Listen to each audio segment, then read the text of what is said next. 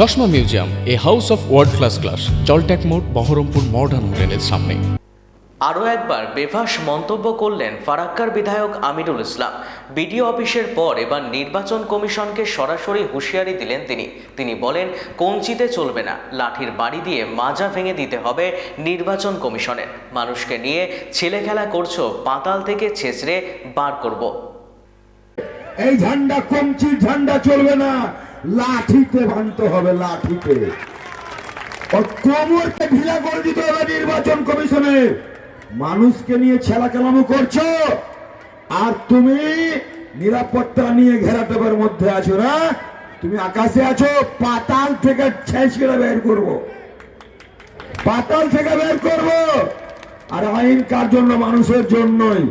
তুমি নিজেই জানো না কখন কি বলছো। তাই একটা একটা করে আমাদের সংবিধানের উপরে, আমাদের সুপ্রিম কোর্টের উপরে আমাদের আস্থা রাখতে হবে। একটার পর একটা গালে থাপ্পড় পড়ছে বিজেপিকে খুশি করতে গিয়ে আজকে বাংলার 12 কোটি মানুষকে হেনস্থা করছে।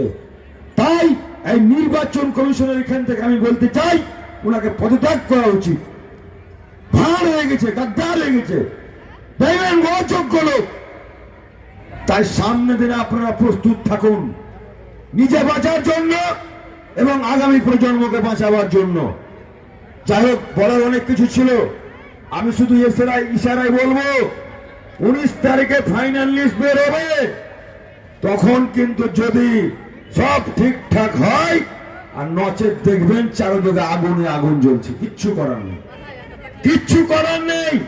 এই ধুক ধুক করে মরার চাইতে লড়াই করা মরা আমি মনে করি জীবনের সার্থক। তাই আসুন, আমাদের বাংলার সম্প্রীতি, ঐক্য, সৌহার্দ্য, ভালোবাসাকে টিকিয়ে রাখার জন্য মমতা ব্যানার্জির হাতকে শক্ত করতে হবে এবং ফারাক্কার উন্নয়নকে ত্বরান্বিত করার জন্য, মজবুত করার জন্য আমাদের মধ্যে যেন কোনো রকমের ভেদাভেদ না থাকে।